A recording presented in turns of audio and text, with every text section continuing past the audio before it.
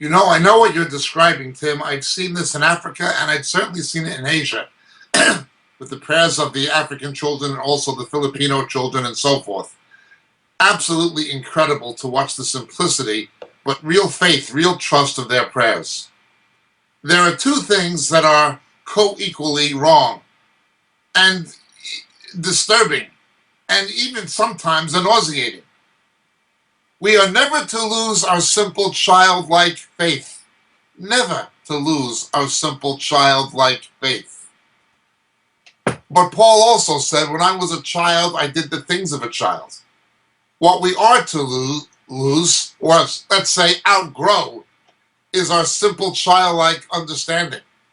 When you see people saved 5, 10, 15, 20, 40, 50, 60, 70 years and more, and they never grow in their knowledge and understanding of the scriptures, of doctrine, of the things of God, there's something wrong with them spiritually. All they know is Jesus loves me, this I know, for the Bible tells me so. Well, for a little kid who's 5 or 6, that's all they need to know.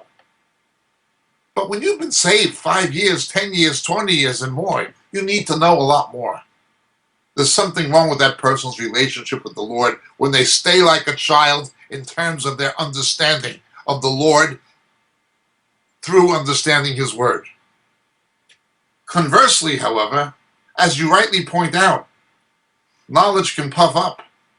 We can make things so over-sophisticated, forgetting that it always goes back to that simple childlike faith. If you are a parent and you have children and they grow up and they're in their 30s or whatever, or whatever, 40s or whatever, there's always going to be an element within you as a parent or a grandparent that's going to remember them as babies, as little kids.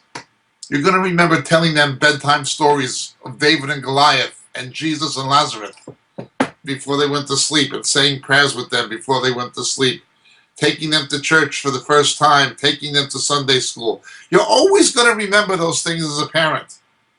It'll never go away.